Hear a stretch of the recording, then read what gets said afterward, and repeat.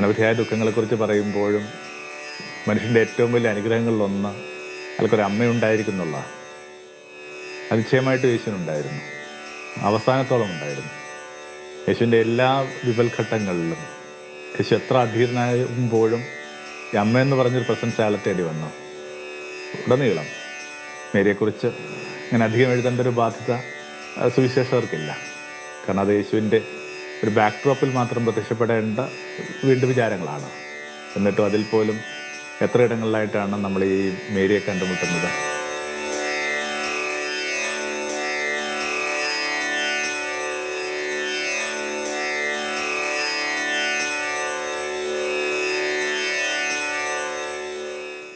ഗുരുകരണത്തിലേക്ക് സ്നേഹവന്ദനം.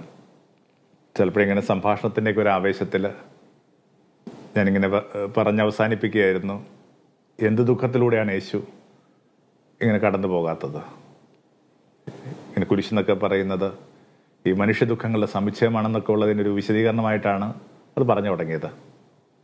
മനുഷ്യർ സങ്കല്പിക്കാവുന്ന എല്ലാത്തിലൂടെയും യേശു കടന്നുപോയി. അപ്പോൾ ഒരാൾ പതുക്കെ ഒന്ന് കൈ ഉയർത്തി എന്നിട്ട് പറഞ്ഞു, വളരെ പ്രധാനപ്പെട്ട വളരെ ക്രൂഷ്യലായിട്ടുള്ള ഒരു കാര്യത്തിലൂടെ യേശു കടന്നു പോയിട്ടില്ല, ദുഃഖത്തിലൂടെ യേശു കടന്നു പോയിട്ടില്ല. എന്താണത്? അമ്മയില്ലാത്തതിൻ്റെ ദുഃഖം. അതൊരു വളരെ ഷോക്കിംഗ് ആയൊരു സ്റ്റേറ്റ്മെൻറ്റാണ്. അനവധിയായ ദുഃഖങ്ങളെക്കുറിച്ച് പറയുമ്പോഴും മനുഷ്യൻ്റെ ഏറ്റവും വലിയ അനുഗ്രഹങ്ങളിലൊന്ന് അയാൾക്കൊരു അമ്മയുണ്ടായിരിക്കുന്നുള്ള അതിശയമായിട്ട് യേശുവിനുണ്ടായിരുന്നു. അവസാനത്തോളം ഉണ്ടായിരുന്നു. യേശുവിൻ്റെ എല്ലാ വിപൽഘട്ടങ്ങളിലും യേശു എത്ര അധീരനാകുമ്പോഴും ഈ അമ്മയെന്ന് പറഞ്ഞൊരു പ്രസൻസ് അയാളെ തേടി വന്നു. ഉടനീളം മേരിയെക്കുറിച്ച് ഇങ്ങനെ അധികം എഴുതേണ്ട ഒരു ബാധ്യത സുവിശേഷകർക്കില്ല. കാരണം അത് യേശുവിൻ്റെ ഒരു ബാക്ക്ഡ്രോപ്പിൽ മാത്രം പ്രത്യക്ഷപ്പെടേണ്ട വീണ്ടും വിചാരങ്ങളാണ്. എന്നിട്ടും അതിൽ പോലും എത്ര ഇടങ്ങളിലായിട്ടാണ് നമ്മൾ ഈ മേരിയെ കണ്ടുമുട്ടുന്നത്. അങ്ങനെ യേശുവിൻ്റെ ഏറ്റവും നിർണായകമായ ഒരു മുഹൂർത്തത്തിൽ ഇങ്ങനെ മേരിയുണ്ട്. കാനായിലെ കല്യാണം എന്നൊക്കെ പറയുമ്പോൾ നമുക്കത് സന്തോഷമുള്ളൊരു വിചാരമായിട്ടൊക്കെ തോന്നിയാൽ പോലും യേശു ഉപയോഗിക്കുന്നൊരു വാക്ക് ശ്രദ്ധിക്കണം, സ്ത്രീയെ, എൻ്റെ സമയം ഇനിയുമായിട്ടില്ല. വേദപുസ്തകത്തിൽ ഈ സമയം എന്ന് പറയുന്നത് ഒരാളുടെ ഡെസ്റ്റിനേഷനുമായിട്ട് ബന്ധപ്പെട്ട, അയാളുടെ നിയോഗവുമായിട്ട് ബന്ധപ്പെട്ട ഒരു വാക്കാണ്. അതിങ്ങനെ വളരെ ഗുണപരമായൊരു വാക്കല്ല. അതിനകത്ത് പെയിനൊക്കെ ഉണ്ട്. ഈ സമയം ആഗതമായി, ഈ സമയത്തിൽ നിന്ന് തന്നെ മാറ്റി നിർത്തുമോ എന്നൊക്കെ ചോദിക്കുന്ന അർത്ഥം എന്താണ്? അപ്പോൾ യേശു തൻ്റെ പരസ്യജീവിതം ആരംഭിക്കണമോ ഇല്ലേ എന്നുള്ള ഒരു വീണ്ടും വിചാരത്തിനിടയിൽ ഇങ്ങനെ മുമ്പോട്ട് പോകാനായിട്ട് പറയുന്നത് മേരിയായിട്ടാണ് നമുക്ക് പലപ്പോഴും അനുഭവപ്പെടുന്നത്. ഒന്നും പുത്രനോട് പറയുന്നില്ല, അവൻ പറയുന്ന പോലെ ചെയ്യുക എന്ന് പറഞ്ഞിട്ട് നീ നിൻ്റെ സമയത്തിലേക്ക് പ്രവേശിച്ചു കൊള്ളുക എന്ന് പറയുന്നതിൻ്റെ ഒരു ഗ്രീൻ സിഗ്നൽ ആയിട്ടൊക്കെ അതിനെ വായിച്ചെടുക്കുന്ന മനുഷ്യ ചിന്തകളുണ്ട്. ഇവിടം തൊട്ട് പലയിടങ്ങളായിട്ട് നമ്മൾ കാണുന്നു. ഇങ്ങനെ യേശുവിനെ കാണാനായിട്ട് അമ്മ പുറത്ത് നിൽക്കുന്നൊക്കെ ഉള്ളൊരു സ്റ്റേറ്റ്മെൻറ്റ് നമ്മൾ വേറെടുത്ത് വായിക്കുന്നുണ്ട്. അതൊരു ദിവസം സംഭവിച്ച കാര്യമൊന്നും ആയിരിക്കത്തില്ല. പിന്നെ മകനെക്കുറിച്ച് കേൾക്കുന്ന കാര്യങ്ങൾ അത്ര ശുഭകരമായിട്ട് മേരിക്ക് അനുഭവപ്പെടുന്നില്ല. നഗരങ്ങളിൽ നിന്ന് അവനെ പുറന്തള്ളപ്പെടുന്നു, ഇങ്ങനെ ഗ്രാമങ്ങളിൽ അവൻ തിരസ്കരിക്കപ്പെടുന്നു, ഇങ്ങനെ പലതരം ആരോപണങ്ങളിൽ പെട്ടുപോകുന്നു. എളുപ്പമായിരുന്നില്ല അമ്മയുടെ ജീവിതം. അങ്ങനെ വന്ന് ഒടുവിലായിട്ട് ആ ഒരു ക്ലാസിക് സ്റ്റേറ്റ്മെൻ്റ് ഉണ്ട്, മറിയം ഇങ്ങനെ കുരിശിൻ ചുവട്ടി നിന്നു. ഇങ്ങനെ ഒരു പെൺകുട്ടി നിങ്ങൾക്കുണ്ടെങ്കിൽ ആ പെൺകുഞ്ഞിൻ്റെ കാതുകുത്തൽ പോലും കാണാനായിട്ട് ധൈര്യമില്ലാത്ത അച്ഛനും അമ്മയൊക്കെ എന്നെ കേട്ടുകൊണ്ടിരിക്കുന്നത്. കുട്ടി കരയുന്നു, അമ്മ കരയുന്നു, അച്ഛൻ പുറത്തേക്ക് പോകുന്നു, തട്ടാൻ കരയുന്നു. അപ്പോഴാണ് നമ്മൾ വളരെ വേഗത്തിൽ വായിച്ചു തീർക്കുന്നത്, ഒരാളിങ്ങനെ ഒറ്റമുറിവായിട്ട് മരിച്ച് കടന്നു പോകുമ്പോൾ ഇങ്ങനെ മേരി ഈ കുരിശിൻ ചുവട്ടിൽ നിന്നു. Mary stood at the feet of the cross. അപ്പോൾ എന്തൊക്കെ സൗഭാഗ്യങ്ങൾ യേശുവിനില്ല എന്ന് പറയുമ്പോഴും, ഇങ്ങനെ വീടില്ലായിരുന്നു, അലഞ്ഞു നടന്നിരുന്നു, മനുഷ്യാൽ പരിത്യക്തനായി എന്നൊക്കെ പറയുമ്പോഴും ഈ അമ്മയെന്ന് പറഞ്ഞൊരു ബ്ലെസ്സിങ് കൂടെ ഉണ്ടായിരുന്നു. അപ്പോൾ ഞാൻ പറഞ്ഞുകൊണ്ടിരിക്കുന്ന എല്ലാ കാര്യങ്ങളും എനിക്കിങ്ങനെ ഒരു കീഴ്മേൽ മറിയുന്നതായിട്ട് തോന്നി. ഒരു പക്ഷേ നമുക്കുമൊക്കെ സംഭവിക്കാവുന്ന പ്രശ്നം ഇതാണ്, നമ്മൾ പലതിനെക്കുറിച്ച് പരാതി പറഞ്ഞുകൊണ്ടിരിക്കുമ്പോഴും ഈ ഹാവിങ് എ മദർ എന്ന് പറയുന്നൊരു ബ്ലെസ്സിങ് നമുക്ക് ഇനിയും പിടുത്തം കിട്ടിയിട്ടില്ല. അമ്മ മരിച്ചപ്പോഴൊക്കെ എനിക്കും അതിൻ്റെ ഒരു ബുദ്ധിമുട്ടുണ്ടായിരുന്നു. എൻ്റേതായ ചില ആകുലതകളിലും വിഷാദത്തിലും ഒക്കെ ഇങ്ങനെ മനസ്സ് ആവശ്യത്തിലേറെ ഊരുചുറ്റിക്കൊണ്ടിരുന്ന ഒരു സമയത്താണ് അമ്മ മരിക്കുന്നത്. അതുകൊണ്ട് അമ്മ മരിച്ചൊരു കാര്യം അങ്ങനെ കണക്ട് ചെയ്യാൻ പറ്റിയില്ല, അല്പം പോലും കണക്ട് ചെയ്യാൻ പറ്റിയിട്ടില്ല. പക്ഷെ അമ്മ കടന്നു പോയതിന് ശേഷം ഇങ്ങനെ ഓരോരോ ഇടങ്ങളിൽ ഓരോരോ നിമിഷങ്ങളിൽ പോലും ചിലപ്പോൾ ചിന്തിക്കുന്ന അമ്മ ഉണ്ടായിരുന്നെങ്കിൽ എന്നൊരു വാക്കാണ്. ജീവിതം അങ്ങനെ 2 ചെറിയ വാക്കുകളായിട്ട് ചുരുങ്ങിയാണ്. അമ്മ ഉണ്ടായിരുന്നെങ്കിൽ, അമ്മയില്ല എന്ന് പറഞ്ഞൊരു സ്ലാഷ്. അതിനകത്ത് ഇങ്ങനെ ജീവിതം ഈ ഒരു മധ്യവയസ്സിൽ ഇങ്ങനെ പതുക്കെ പതുക്കെ ഇങ്ങനെ പെട്ടുപോവുകയാണ് ചെയ്യുന്നത്. അമ്മ ഉണ്ടായിരിക്കുന്നു എന്നത് ഏറ്റവും വലിയ ഭാഗ്യമാണ്. ഒരു ആറ്റിറ്റ്യൂഡ് ഓഫ് ലൈഫാണ് അമ്മ എന്ന് പറയുന്നത്. ഒരു കൗതുകത്തിനാണെങ്കിൽ പോലും ചില കമ്പാരിസൻ്റെ പുസ്തകങ്ങളൊക്കെ ഞാൻ ചിലപ്പോൾ വായിക്കാറുണ്ട്. ഇങ്ങനെ അതിലൊന്നിങ്ങനെ യൂറോപ്പിലൊക്കെ സംഭവിച്ചുകൊണ്ടിരിക്കുന്ന ഒരു വായനയുണ്ട്. ഇങ്ങനെ യേശുവിനെയും ബുദ്ധയും തമ്മിൽ കമ്പയർ ചെയ്യുക എന്ന് പറയുന്നത്, രണ്ടുപേരുടെയും മെരിറ്റിനെ കമ്പയർ ചെയ്യുക എന്ന് പറയുന്ന ഒരു ലളിതമായൊരു കാര്യമല്ലേ പറയുന്നത്. രണ്ടുപേരും പറഞ്ഞുകൊണ്ടിരിക്കുന്ന സമീപനങ്ങൾക്കൊക്കെ എന്തെങ്കിലും പൊരുത്തമുണ്ടെന്നുള്ള അന്വേഷണം. അതിനൊക്കെ സെൻറ്റ് കാത്തലിക്സ് എന്നൊക്കെ പറഞ്ഞൊരു രീതിയിലൊക്കെ നമ്മളിതിനു മുമ്പ് ഈ സംഭാഷണത്തിൽ തന്നെ പറഞ്ഞിട്ടുണ്ട്. അപ്പോൾ ഒരേപോലെ പലതും പറയാനായിട്ട് ശ്രമിച്ചു എന്നൊക്കെ പറയുമ്പോൾ പോലും വാസ്തവത്തിൽ ഇവർ പറഞ്ഞ കാര്യങ്ങൾ രണ്ടാണ്. എല്ലാവരും ആഗ്രഹിക്കുന്നത് ലോകത്തിൻ്റെ ഈ ദുഃഖത്തിന് ഒരു നിവാരണമുണ്ടോ, ശമനമുണ്ടോ എന്ന് അന്വേഷണം. വാസ്തവത്തിൽ ഒരാൾ മഹാനാവുന്നു എന്ന് പറയുന്നത് എപ്പോഴാണ്? Somebody becomes great. ഗ്രേറ്റ് എന്ന് പറയുന്നത് ഇങ്ങനെ ലോകത്തിൻ്റെ ദുഃഖത്തിലേക്ക് ഒരാൾ കണ്ണ് തുറക്കുമ്പോഴാണ്. അപ്പം അങ്ങനെ ലോകത്തിൻ്റെ ദുഃഖത്തിലേക്ക് കണ്ണ് തുറന്നിരുന്ന 2 നാമങ്ങളെന്ന നിലയിൽ ഒരു സെക്യുലർ സൊസൈറ്റിയിൽ പോലും നിങ്ങൾക്ക് ഈ നാമങ്ങളെ പരാമർശിക്കാതെ കടന്നു പോകാൻ സാധ്യമല്ല. നമ്മുടെ ഒരു ദേശത്തു നിന്നുണ്ടായ ആ വലിയ പ്രകാശം എന്ന് വിശേഷിപ്പിക്കുന്ന ബുദ്ധയും, ഇങ്ങനെ എല്ലാ ജനതകളെയും സന്തോഷമെന്ന ഈ വേദപുസ്തകത്തിൻ്റെ ആരംഭത്തിൽ നമ്മൾ വായിക്കുന്ന യേശുവും ഒക്കെ പരാമർശിക്കാതെ ഭൂമിയുടെ ദുഃഖത്തിൻ്റെ കഥകളും നമുക്ക് വായിച്ചെടുക്കാൻ പറ്റുന്നില്ല. പക്ഷെ എന്നാലും ആ ദുഃഖത്തിൽ നിന്ന് പുറത്ത് കടക്കാനായിട്ട് അവർ കണ്ടെത്തിയ വഴിയെന്ന് പറയുന്നതിനകത്ത് ഇങ്ങനെ 180 ഡിഗ്രി ചരിഞ്ഞൊരു വഴി, വ്യത്യാസമുള്ള വഴികളാണ്. അത് നമ്മൾ വിചാരിക്കുന്ന കാര്യമായ സമാനതയുള്ളതല്ല. ബുദ്ധയിൽ അതിങ്ങനെ ആത്മകേന്ദ്രീകൃതമായിരുന്നു. അയാളിൽ തന്നെ ഇങ്ങനെ സമാധാനവും സൗഹൃദവും തൃപ്തിയും ഒക്കെ കണ്ടെത്താനുള്ള ശ്രമമാണ്. അങ്ങനെയാണ് നിർമ്മമതയുടെ ഒരു ഭേദം ഉണ്ടാകുന്നത്, ഡിറ്റാച്ച്മെൻ്റ് ഒരു ഭേദം ഉണ്ടാകുന്നത്. പക്ഷേ യേശു അതിൻ്റെ കൃത്യമായൊരു ക്ലിനിക്കൽ സെൻസിൽ അങ്ങനെ അറ്റാറ്റായൊരു മനുഷ്യനായിരുന്നു. എല്ലാത്തിനോടും, മനുഷ്യരോടും ദേശങ്ങളോടും കുഞ്ഞുങ്ങളോടും ഇങ്ങനെ അഭയമറ്റ സ്ത്രീകളോടും വിധവകളോടും ഒക്കെ ഇങ്ങനെ അറ്റാറ്റായിട്ടുള്ളൊരു മനുഷ്യൻ്റെ, മദ്യപിക്കുന്ന മനുഷ്യരും ഇങ്ങനെയൊക്കെ മനുഷ്യർ ഇങ്ങനെ ഫ്രിഞ്ചിൽ നിർത്തുന്നു പറയുന്ന എല്ലാവരും അറ്റാറ്റായിരുന്നു. അത്തരമൊരു സൗഹൃദം വാസ്തവത്തിൽ ചിലപ്പോൾ ബുദ്ധയിൽ നമ്മൾ കാണുന്നില്ല. അതിൻ്റെ ഒരു പ്രധാനപ്പെട്ട കാരണമായിട്ട് ഇവരെയൊക്കെ ഇങ്ങനെ മനഃശാസ്ത്രപരമായിട്ട് വായിക്കാനായിട്ട് ശ്രമിച്ചിട്ടുള്ള ചിന്തകർ പറയുന്നത്, Buddha did not had the blessing of a mother. ഇങ്ങനെ യേശുവിൻ്റെ കാര്യത്തിലൊക്കെ ഉണ്ടായിരുന്ന ആ വലിയ ബെനഫിറ്റ്, ഇങ്ങനെ ഉടനീളം അമ്മ ഉണ്ടായിരിക്കുക എന്ന് പറഞ്ഞൊരു ബെനഫിറ്റ്, ഈ കുഞ്ഞിന് വേണ്ടി തീരുമാനിച്ചൊരു അമ്മ ഉണ്ടായിരിക്കുക എന്നുള്ള ബെനഫിറ്റ്, അത് വാസ്തവത്തിൽ ബുദ്ധയ്ക്ക് ഉണ്ടായിരുന്നില്ല. ബുദ്ധ വാസ് എ മദർലെസ് ചൈൽഡ്. അത് വലിയൊരു സങ്കടങ്ങളിലൊന്ന്, ഈ മദർലെസ് ചൈൽഡ് ആവുക എന്ന് പറഞ്ഞതിൻ്റെ അർത്ഥം. അതിങ്ങനെ ഭൗതികമായ സുരക്ഷിതത്തിൻ്റെ പ്രശ്നം മാത്രമല്ല, കരയുമ്പോൾ പാലൂട്ടാൻ അമ്മയില്ലെന്നുള്ളതെന്ന് പറയുന്ന ലളിതമായ കാര്യത്തിലേക്ക് ചുരുങ്ങരുത്. ഒരു ആറ്റിറ്റ്യൂഡ് ഓഫ് ലൈഫാണ്. കാരണം അമ്മയെന്ന് പറയുന്നത് എപ്പോഴും അതർ ഓറിയൻറ്റഡാണ്. ഒരു കുട്ടി മനസ്സിലാക്കുന്ന ഏറ്റവും അതർ ഓറിയൻറ്റഡ് ആയിട്ടുള്ള ഒരാളുടെ പേരാണ് ഇങ്ങനെ അമ്മയെന്ന് പറയുന്നത്. അല്ലാതെ ഒരമ്മയ്ക്ക് മുമ്പോട്ട് പോകാമെന്നുള്ള എളുപ്പമല്ല. അപ്പം അങ്ങനെ ഒരു അമ്മയെ ഉടനീളം അങ്ങനെ ഒരു അമ്മയെ പരിചയപ്പെട്ട ഒരാളെന്ന നിലയിൽ, അതിൻ്റെ ചൂട് പറ്റി കിടക്കാൻ പറ്റുന്ന ഒരാളെന്ന നിലയിൽ, അതിൻ്റെ ഇങ്ങനെ പരിസരത്തിലും പശ്ചാത്തലം ജീവിക്കാനായിട്ട് ഭാഗ്യമുണ്ടായെന്ന നിലയിൽ സ്വാഭാവികമായിട്ട് ഈ ആറ്റിറ്റ്യൂഡുകൾക്ക് വലിയ വ്യത്യാസം വരും. ബുദ്ധയ്ക്ക് ജന്മം കൊടുത്ത അന്ന് അമ്മ മായാദേവി, നമ്മൾ ബുദ്ധ എന്ന് പറയുമ്പോൾ നമ്മൾ എപ്പോഴും ഓർമ്മിക്കണം, ഇങ്ങനെ അനവധിയായ ബുദ്ധകളുണ്ട് കേട്ടോ. നമ്മളിവിടെ പൊതുവെ പരാമർശിക്കുന്ന ബുദ്ധ എന്ന് പറയുന്നത് ഗൗതമ ബുദ്ധയാണ്. ഈ ഗൗതമ ബുദ്ധ ജനിക്കുന്ന അന്ന് തന്നെ ഈ മായാദേവി മരിക്കുകയാണ്. ഇങ്ങനെ ഒരു കുഞ്ഞിങ്ങനെ അഭയമറ്റ് വീഴുകയാണ്. ഇങ്ങനെ നമ്മൾ പറയത്തില്ല, ഇങ്ങനെ ചിപ്പി ഉടയുകയും മുത്തു ചെതറുകയും ഒക്കെ ചെയ്യുന്ന പറയുന്നൊരു വല്ലാത്തൊരു അനുഭവമാണ്. അപ്പം അതിനകത്തുനിന്ന് ഒരു കുട്ടിക്ക് ദുഃഖത്തിലേക്ക് തന്നെ പറഞ്ഞേ പറ്റൂ, ദുഃഖത്തിൽ തന്നെ അഴഞ്ഞേ പറ്റൂ. അവൻ എന്ത് ചെയ്യുന്നുണ്ട്, തന്നിൽ തന്നെ ശമനം കണ്ടെത്തിയേ പറ്റൂ. അങ്ങനെ ഒരു നിർമ്മമതയുടെ ഒരു ഭേദം ഒരാൾ രൂപപ്പെടുത്തിയെടുക്കുകയാണ്. അപ്പോൾ എളുപ്പമല്ല ഈ അമ്മയില്ലാതെ മുമ്പോട്ട് പോകാന്ന് പറയുന്നത്. അപ്പോൾ അമ്മയുടെ ആ സൗഭാഗ്യം അനുഭവിച്ച ഒരാളെന്ന നിലയിൽ യേശു പക്ഷേ ഇങ്ങനെ നേരത്തെ സൂചിപ്പിച്ച ഇങ്ങനെ അതർ ഓറിയൻറ്റഡാണ്. അതിങ്ങനെ അവസാനത്തോളം നമ്മൾ അങ്ങനെയാണ് വായിച്ച് കേൾക്കുന്നത്. ഇങ്ങനെ ഒരു കുരിശാരോഹണത്തിലേക്ക് പോകുമ്പോൾ പോലും തനിക്ക് വേണ്ടി ഇങ്ങനെ വാവിട്ട് കരയുന്ന സ്ത്രീകളോട് പറയുന്നത് കുഞ്ഞുങ്ങളെ നോക്കാനാണ് പറയുന്നത്. നിങ്ങളതിൻ്റെ ഒരു ദൈവികമായ മാനങ്ങളും ഇപ്പം തലകയറണ്ട, ഒരു മാനുഷികമായ പരിഗണന മാത്രം മതി. ഇങ്ങനെ അടുത്ത വീട്ടിലേക്കൊക്കെ എന്തെങ്കിലും ഒരു വിഷമത്തിന് വേണ്ടി ഓടിയെത്തുന്ന വീട്ടിലേക്ക് ആ വീട്ടിലെ ഗൃഹാന്തം പറയുകയാണ്, പിള്ളേരവിടെ ഒറ്റയ്ക്കല്ലേ, പോയിട്ട് വാ എന്ന് പറയുന്ന രീതിയിൽ നിങ്ങൾക്ക് സുവിശേഷത്തിൽ നിന്ന് വായിക്കാൻ പറ്റുമോ? അപ്പോൾ നിങ്ങൾക്ക് പിടുത്തം കിട്ടും. നിങ്ങളെയും നിങ്ങളുടെ കുഞ്ഞുങ്ങളെയും ഓർത്ത് കരയുക. എപ്പോഴും വേദപുസ്തകം വായിക്കുമ്പോൾ നമ്മുടെയൊക്കെ ഒരു ഏജിന് നല്ലത് ഇങ്ങനെ ഒരു മനുഷ്യപുത്രൻ ദൈവമകനായിട്ട് എങ്ങനെയാണ് രൂപപ്പെട്ടെന്ന രീതിയിൽ അതിനെ വായിക്കുമ്പോൾ വലിയ വ്യത്യാസം ഉണ്ടാകും. ആ ഒരു ഭാഷയിൽ നിന്നുകൊണ്ടാണ് നമ്മൾ ഇതൊക്കെ വായിക്കാനായിട്ട് ശ്രമിക്കുന്നത്. അപ്പോൾ ആ അർത്ഥത്തിൽ അതർ ഓറിയൻ്റായിട്ട് ജീവിച്ചു എന്നുള്ളൊരു വലിയ വ്യത്യാസമാണ്. അപ്പം അതിന് ഈ കാരണം ഈ അമ്മയെന്ന് പറയുന്ന ബെനിഫിറ്റാണ്.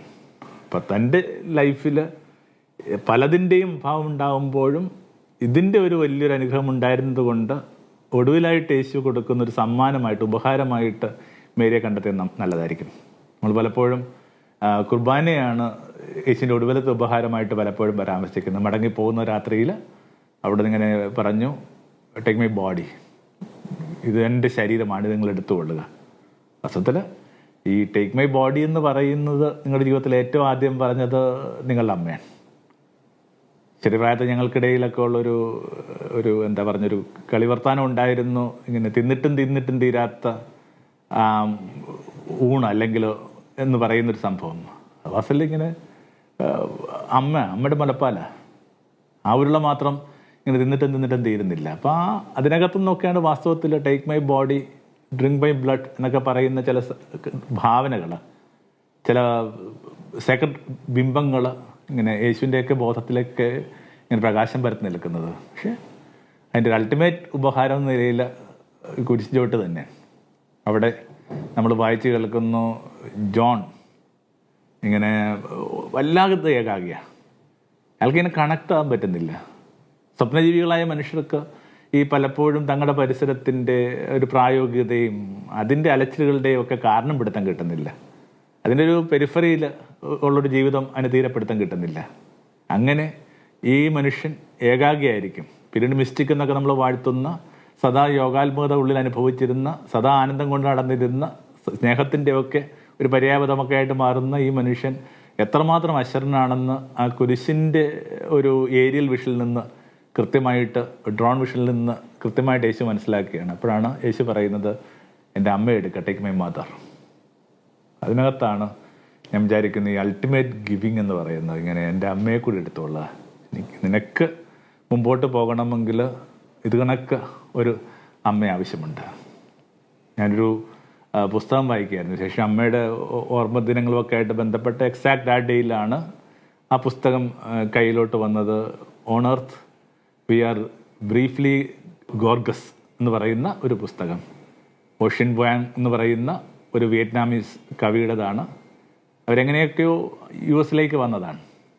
അമ്മയ്ക്ക് ഇയാൾ കത്തെഴുതുകയാണ്. ആ കത്തെഴുതാനുള്ള കാരണം എന്നൊക്കെ പറയുന്നത് പോലും ഇങ്ങനെ മോർണിംഗ് ഡേയ്സ് എന്ന് വെച്ചാൽ പ്രഭാതം നടത്തൽ അല്ലെങ്കിൽ കരയും നടത്തൽ ഉപയോഗിക്കുന്ന മോർണിംഗ് ഡേയ്സ് എന്ന് പറഞ്ഞൊരു 360 ദിവസം ഒരു മകൻ അമ്മ മരിച്ചതിന് ശേഷം എഴുതുന്ന കവിതകൾ ഇയാൾ വായിച്ചു. അതിൻ്റെ ഒരു സ്പ്രിംഗ് ബോഡിയിൽ നിന്നാണ് ഇയാൾ ഈ പുസ്തകം എഴുതുന്നത്. വല്ലാത്തൊരു പുസ്തകമാണ്. അമ്മയ്ക്ക് വായന അറിയത്തില്ല. അമ്മയെ പഠിപ്പിക്കാനും പഠിപ്പിക്കാനൊക്കെ മകൻ ശ്രമിച്ചിട്ടുണ്ട്. അമ്മ അത് വളരെ പെട്ടെന്ന് തള്ളി പറയുന്നുണ്ട്. അമ്മയുടെ വായന എങ്ങനെയാണ് മുറിഞ്ഞത്? അമ്മ ഇങ്ങനെ ചെറിയ കുട്ടിയായിട്ട് വിയറ്റ്നാമിലെ ഒരു ഇടത്തിൽ ഒരു സ്കൂളിൽ പഠിക്കാൻ പോയതാണ്. ഒരു ബോംബിങ്ങില്ല, നമുക്കറിയാവുന്ന ആ വിയറ്റ്നാം വാറിനകത്ത് അമ്മയുടെ സ്കൂൾ കെട്ടിടം തകർന്നു പോയി. പിന്നെ അമ്മ പഠിച്ചിട്ടില്ല. അപ്പോൾ വായിക്കാൻ അറിയാത്ത അമ്മയ്ക്ക് വേണ്ടി മകൻ എഴുതുന്ന ഒരു കത്തുകളുടെ രീതിയിലാണ്, ഓൾമോസ്റ്റ് ഓട്ടോബയോഗ്രഫിക്കലാണ് എന്ന് പറയുന്ന പുസ്തകമാണ്. വായന താല്പര്യമുള്ള തപ്പെടുത്ത് വായിച്ചെന്നല്ലാണ്. അപ്പോൾ വല്ലാത്ത വിശേഷം ഇങ്ങനെ അമ്മയുടെ ഒരു ഓർമ്മ ദിവസമൊക്കെ ആയതുകൊണ്ട് ആ പുസ്തകം വല്ലാതെ ബുദ്ധിമുട്ടിലാക്കി. അപ്പം അതിനകത്ത് ഇങ്ങനെ കുറേ ഓർമ്മകളാണ്. അമ്മക്ക് ആകപ്പാടുള്ള ജോലി എന്ന് പറയുന്നത് എങ്ങനെയോ എത്തി, US നമുക്കറിയാം. ആ നാട്ടിലൊക്കെ ഇങ്ങനെ ചെറിയ തൊഴിലൊക്കെ ഏർപ്പെട്ട് ജീവിക്കുന്ന മനുഷ്യർ കടന്നു പോകുന്ന ആത്മനിന്ന. അമ്മയ്ക്ക് കിട്ടിയ തൊഴിലെന്ന് പറയുന്നത് ഒരു സലൂണിൽ ഇങ്ങനെ മുടിവെട്ടാൻ വേണ്ടി വരുന്ന ജെൻസിൻ്റെ, ആ വാക്ക് പ്രത്യേകമായിട്ട് അതിനകത്ത് ഉപയോഗിച്ച് കണ്ടു, അവരുടെ മുടി ഇങ്ങനെ കഴുകി കൊടുക്കുക എന്നുള്ളതാണ്. അപ്പം അത്രയും ചെറിയൊരു ജോലിയിൽ ഏർപ്പെട്ടൊരു അമ്മ.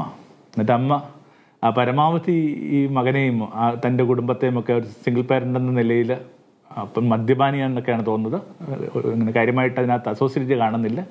അമ്മ ജീവിതം സ്ട്രഗിൾ ചെയ്ത് മുമ്പോട്ട് കൊണ്ടുപോയി. ഞാൻ വിചാരിക്കുന്നു ലോകത്തെ ഏറ്റവും വലിയ പോരാളി എന്ന് പറയുന്ന അമ്മയാണ്.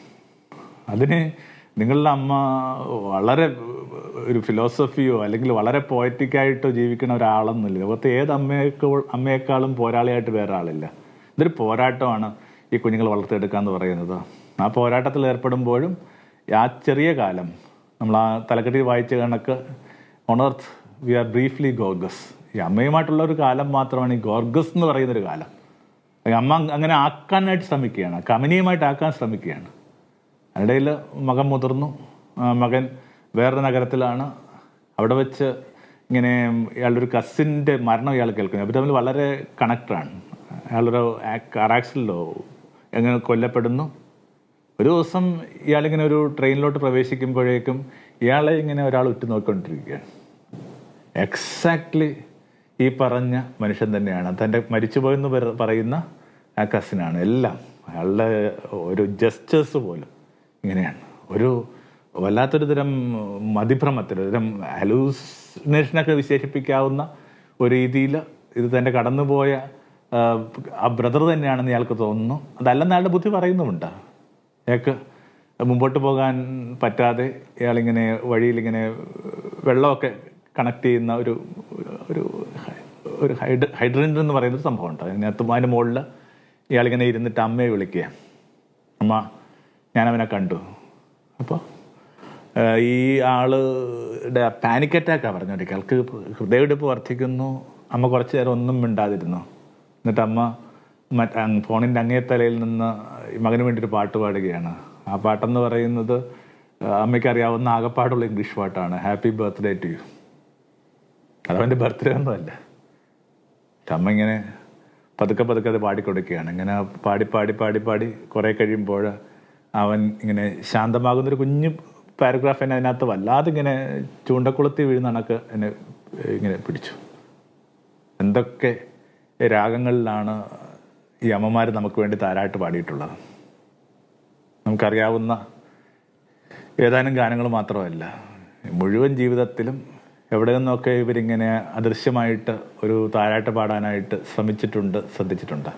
ഇപ്പോൾ മറിയത്തിൻ്റെ തിരുനാളെന്നൊക്കെ പറയുമ്പോൾ നിങ്ങൾക്ക് അത്തരം ചില കാര്യങ്ങൾക്കകത്ത് കാര്യമായി ഏകാഗ്രത കിട്ടിയില്ലെങ്കിൽ ചിന്തിക്കാവുന്ന ആ ഒരു ദിവസം ഒരു സ്വന്തം അമ്മയെ ഓർക്കാന്നുള്ളതാണ്. Reflect on your own mother. നമ്മളവരോട് ഫെയർ ആണെന്നോ അല്ലെങ്കിൽ നമ്മളവരോട് ശ്രദ്ധിച്ചില്ലെന്നുള്ള വിഷയങ്ങളൊന്നും അല്ല ഇത്. അമ്മ ഒരു ഫിസിക്കലായൊരു കാര്യം പോലും അല്ല. ഒരാളെ പൊതിഞ്ഞു നിൽക്കുന്ന ഒരു വല്ലാത്ത ഒരു സൗഭാഗ്യത്തിൻ്റെ, അയാളുടെ മുഴുവൻ സമീപനങ്ങളെയും പ്രകാശിപ്പിച്ച ഒരു ബോധത്തിൻ്റെ പേരാണ് അമ്മ എന്ന് പറയുന്നത്. ഞാനിനി കുറച്ച് ബുദ്ധിമുട്ടും യേശുവിൻ്റെ സങ്കടങ്ങളെക്കുറിച്ചൊക്കെ പറഞ്ഞ് ഇങ്ങനെ കേൾവിക്കാരെ ചലഞ്ച് ചെയ്ത് നമ്മൾ കടന്നുപോയ എല്ലാ ദുഃഖത്തിലൂടെ യേശു കടന്നുപോയെന്നൊക്കെ പറഞ്ഞ് കൺക്ലൂഡ് ചെയ്യുമ്പോൾ എനിക്ക് ഇതിനുള്ള കാലം കുറച്ച് ബുദ്ധിമുട്ട് വരും. കാരണം ഇതൊക്കെ ഉണ്ടായിരുന്നപ്പോഴും he had the blessing of a mother. ആ അമ്മയ്ക്ക് ഭൂമിയിലോട്ട് അലിഞ്ഞു പോയില്ല എന്ന് പറയുന്ന ആ വലിയ വിശ്വാസത്തിൻ്റെ തിരുനാളാണ് ഇന്ന് സ്വർഗാരോഹണ തിരുനാളെന്ന് പറയുന്നത്. ഭൂമിക്ക് എങ്ങനെയാണ് ഈ അമ്മമാരെയൊക്കെ ഇങ്ങനെ അതിലോട്ട് തന്നെ പൊടിച്ചു കൊണ്ടുപോകാൻ പറ്റുക, ജീർണിച്ചു കൊണ്ടുപോകാൻ പറ്റുക എന്ന് പറയുക. അവരിങ്ങനെ കനവില്ലാത്ത അമ്മമാരാണ്. സിമോൺ വെയിൽ എന്ന് പറയുന്ന ഒരു ഫ്രഞ്ച് മിസ്റ്റിക് ഫിലോസഫറുണ്ട്. ഒരു എനിക്ക് തോന്നുന്നത് 40കളിലൊക്കെ ആയിരിക്കണം, അല്ലെങ്കിൽ 50കളിലൊക്കെ ആയിരിക്കണം സിമൺ കടന്നു പോയത്. ഒന്നുകൂടി ഒന്ന് ഫാക്ട് ഒന്നുകൂടി ചെക്ക് ചെയ്യണം. എനിക്കൊന്നും നമ്മുടെ കാലത്തിൽ തന്നെ ഒരു സ്ത്രീയാണ്. വളരെയേറെ പ്രകാശമുള്ളൊരു ലേഡിയായിരുന്നു. എനിക്കൊന്ന് അവർക്കൊരു 19 വയസ്സുള്ളപ്പോൾ അവർ മരിക്കുന്നതൊക്കെയാണ്. എനിക്കൊന്ന് ചെക്ക് ചെയ്യാനായിട്ട് പറ്റിയിട്ടില്ല, എൻ്റെ ഓർമ്മ ശരിയാണെങ്കിൽ. ആ മരണത്തിൻ്റെ കാരണം പോലും വളരെ കൗതുകരമാണ്. ഇങ്ങനെ അവസാന നാളുകളിൽ ഇവരിങ്ങനെ വളരെ കുറച്ചേ ഭക്ഷിക്കത്തുള്ളായിരുന്നുള്ളൂ.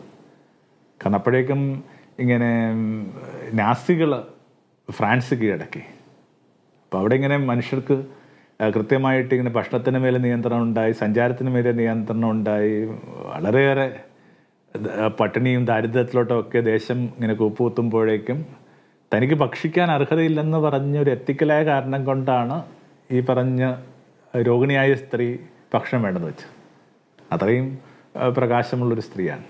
അപ്പോൾ അവരുടെ ഒരു പുസ്തകമുണ്ട്, ഇങ്ങനെ ഗ്രാവിറ്റി ആൻഡ് ഗ്രേസ് എന്ന് പറഞ്ഞൊരു സംഭവം. ഇങ്ങനെ ഭൂഗുരുത്വവും ഗ്രേസും തമ്മിലുള്ള വ്യത്യാസമാണ്.